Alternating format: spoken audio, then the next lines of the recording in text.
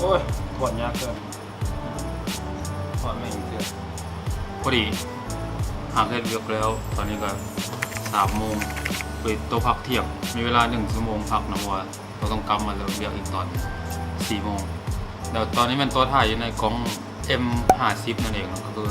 ที่ตัวบอกสิมารีวิวแล้วเมื่อนี้เราสิพาออกไปถ่ายนอกเปรียบเทียบกับกล้องเก่าที่ตัวใส่ว่ามันต่างกันบ่ส่วนตัวก็คิดว่ามันอาจจะบ่ต่างกันหลายเดี๋ยวเราจะไปเบิ่งกันแล้วก็เลย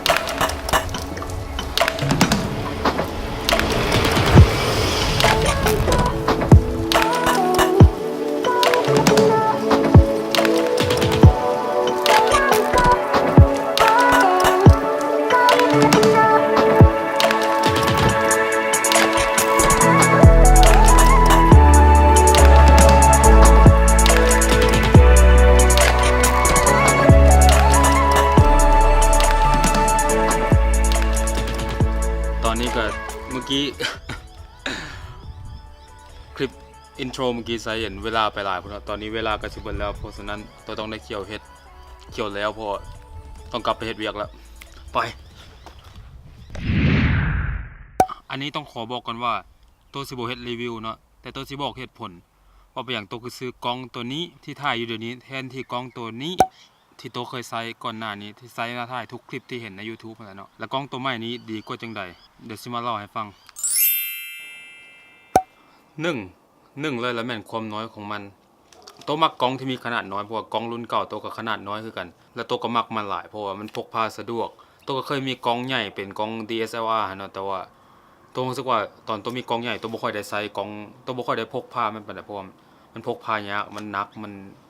ใส่กระเป๋าอหยังก็ยากก็เลยบ่ค่อยได้ใช้ตัวก็เลยซื้อกล้องน้อยเพื่อตัวเองสิได้ใช้งานมันหลายขึ้นจะได้ใช้ให้มันคุ้ม2ถึงมันสิน้อยแต่ความสามารถของมันคล้ายๆกล้องรุ่นใหญ่หลายรุ่นเฮ็ดได้ดีกว่าบางรุ่นอีกกล้อง Canon M50 ตัวนี้นี่เนาะบางคนเอิ้นว่าเป็นกล้อง 80D ที่น้อยกว่า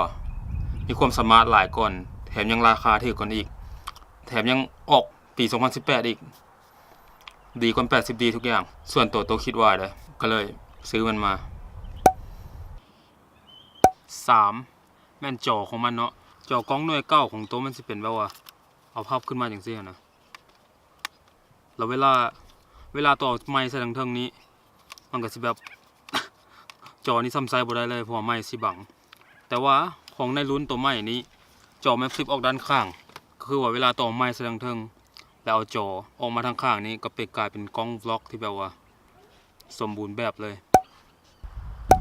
4แม่นระบบโฟกัสของรุ่นนี้ก็คือ Duo Pixel เป็นระบบโฟกัสของ Canon ที่ไวที่สุดเท่าที่ Canon มีแล้วก็รุ่นนี้ก็มีระบบนั้นอีกเฮ็ดให้การโฟกัสคลิปต่างๆของตัวไวกว่ารุ่นเก่าตัวหลายเท่าเลยแหละแล้วเวลา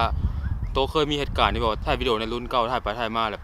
บางคลิปบ่ได้ใช้ซ้ำเพราะว่าระบบโฟกัสมันโคตรแบบเหี้ยเฮ็ดให้คลิปบางคลิปโตใช้บ่ได้มีหลายคลิปโตใช้บ่ได้เอาใส่ในวิดีโอแต่ก็เบิ่งไปเบิ่งมาส่วนนี้ก็งามดีเลาะเบิ่งส่วนไปเดี๋ยวเราไปลองระบบออโต้โฟกัสเลยไป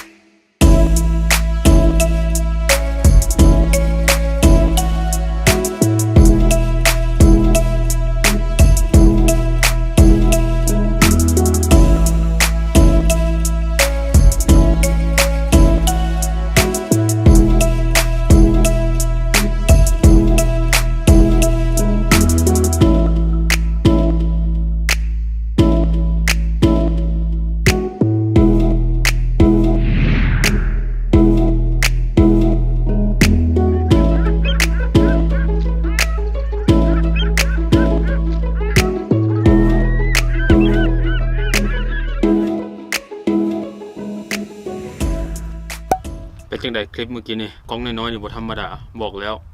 แล้วก็ข้อต่อไปแล้วมันข้อที่5 Slow Motion กล้องนี้สามารถถ่าย Slow Motion ได้สูงสุดถึง120เฟรมต่อวินาทีก็คือบ่ฮู้สิอธิบายจังได๋แต่ถ้าคนที่ใช้กล้องน่าจะฮู้ดีว่ามันแปลว่าหยังซึ่งกล้องรุ่นเก่าโตเฮ็ดบ่ได้แล้วโตมักถ่าย Slow Motion อีกในคลิปเก่าๆที่เห็นโตถ่าย Slow Motion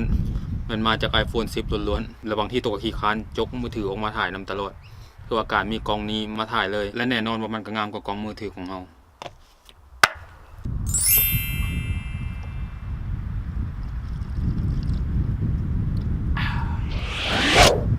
และข้อสุดท้ายแต่บ่ท้ายสุดก็คือ6กล้องน้อยนี้สามารถถ่าย 4K ได้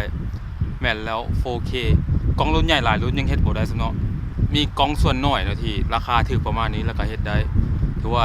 รุ่นนี้รุ่นน้อยๆมีครบเครื่องอีหลีโดยเฉพาะเจ้าถ้าเป็นมือใหม่คือโตนี่โตแนะนำเลยให้ซื้อกล้องหน่วยนี้ไปลองใช้เป็นกล้องหน่วยทวิของเจ้าเพื่อเป็นกล้องหน่วยที่2หน่วยที่3ก็ได้โตคิดว่ามันเหมาะกับทั้งเป็นคนมือใหม่แล้วก็ถ่ายแบบมืออาชีพก็ได้แต่ว่าตอนนี้เวลาก็ประมาณ4 โมงแล้วก็โตก็ต้องกลับไปบ่อนเฮ็ดเวียกแล้ว1 2 3